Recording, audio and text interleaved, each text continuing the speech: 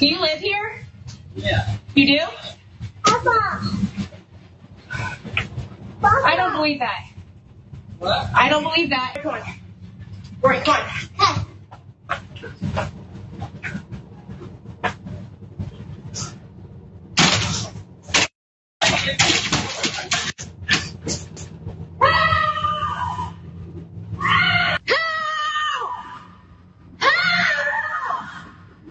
Did someone come here? That was my wife. Somebody chased her up here. And she had kids. Who chased her?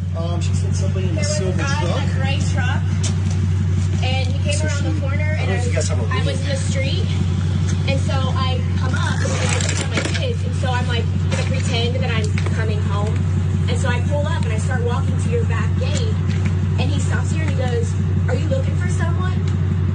And I said, "Nope."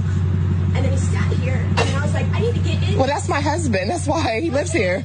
Yeah. He lives here. So he came in and he said there's a lady screaming. And I'm like, She got all worried that Well, that Karen has since responded to the backlash she has received on social media. Here's the response, and I have an update. So I want to jump on here because my Facebook is public, and for those of you guys who are telling me that I owe a public apology, one, I will not apologize for making any sort of racist remark. I am the furthest thing from a racist. I will, however, apologize that my expression could ever come across in such a way, or that somebody could think something of that nature of myself and my family. So let's count the ways here. Put up the picture full mask. I want to remind everyone that her behavior could have gotten him killed. Let's start there. He could be dead. Understand? This is a dangerous situation. This is a terrifying situation.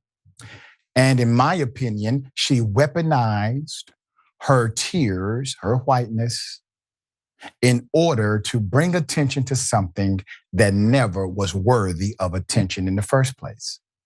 Number two, when she started to apologize, she's not apologizing to him. She's apologizing that she did something to make you all think a particular way. Understand where the apology has its target. Typically, you know if a person is sincere in their apology based on the first person or group they apologize to. Let's get into it. Let's put it back up. So she claims that the Black resident, the real estate developer who has thus far remained silent about what Bishop described as a massive misunderstanding, followed her slowly in this vehicle through the neighborhood where they both live, while she was out running with her two children, one in a stroller, okay? As the Black homeowner, Mike Jenkins would later tell Bishop he had slowed down in his truck to look at his Christmas lights. Bishop had gone to the front door of Jenkins' house pretending it was her, she said, in hopes of shaking him. At this point, he's backed into his driveway. And after Jenkins informs Bishop he lives there, she tells him, quote, "I don't believe that," end quote. She tells her kids to run and follows them screaming, "Help." She said she thought the man in the truck was white, which registered as odd to some who viewed the video since the Black owner has locks.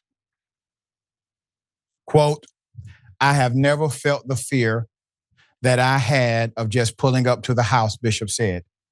"I never went into fight or flight like that before." She claims the homeowner spoke in a tone that, quote, "wasn't super friendly." The homeowner spoke in a tone that wasn't super friendly, though in the video recorded on the Black developer's doorbell cam, he doesn't sound the least bit threatening. Bishop broke down in tears in the video on Saturday. She noted she apologized twice to the homeowner and his wife. Quote, "They did not take my apology," Bishop said. "They did not take how dare they not take your apology? They didn't take it." Ma'am, the word is accept. The word is accept. They're not mandated to take your apology. It's a courtesy to accept it. That's not your contextualization. There's more. Her second apology ended with Bishop telling him, quote, "Please don't say you're upset with me. Please don't say you're upset with me." A hint that she wasn't sorry about how she reacted, but instead by how she might be perceived. Don't tell anyone this happened. Don't say you're upset at what I did here. Let's keep this between us. Why? Because perception was the actual goal. Why did she hop back on social media and cry again? Perception. Perception. So since the video went viral last week, Bishop says she's been inundated on social media and on her cell phone by people calling her, quote, "a racist pig," among other things, okay? All right, here we go. So let's just say someone believed her cries. Let's say someone believed that she was being chased by an angry, not very courteous, not a super friendly black male with locks. And this was so dangerous that she had to tell her children to run. She's running and screaming like a mad person, and somebody believes it. Somebody who's looking outside of their window, maybe driving down the street, they believe it, and they start to pursue this black male. Black male has done nothing wrong. Black male gets shot. Black male gets injured. Black male could get killed, right? That's the extreme scenario on the other side.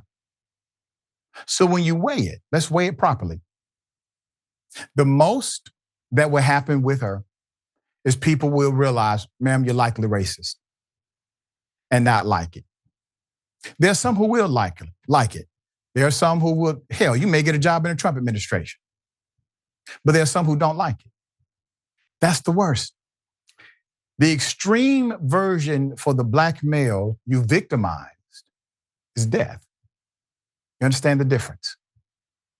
That's what you put him in. You put him in a life and death situation. And that's why people are outraged. Tehran, it's an interesting dynamic, isn't it? She still doesn't get it. What say you? Very interesting dynamic, Dr. Richey. Also, do you live here? My heart goes out to you. We have a lot of coded words today, phrases of racism. And the unfortunate truth is white women tears are scarier to me than burning crosses. So thankfully there was a video. Now, here's the thing. Was she afraid because he was black or because he was a man? That is a question that will always plague women, especially towards black men. I can understand fear of a man, but then the question came out, do you live here? Right. And then she did not believe him. You know who else wasn't believed about living in an area? Trayvon Martin. Right. That's the problem. I just thank God that her scary ass is not a police officer, because the way she screamed help with all her life, that was a scary movie to her right there.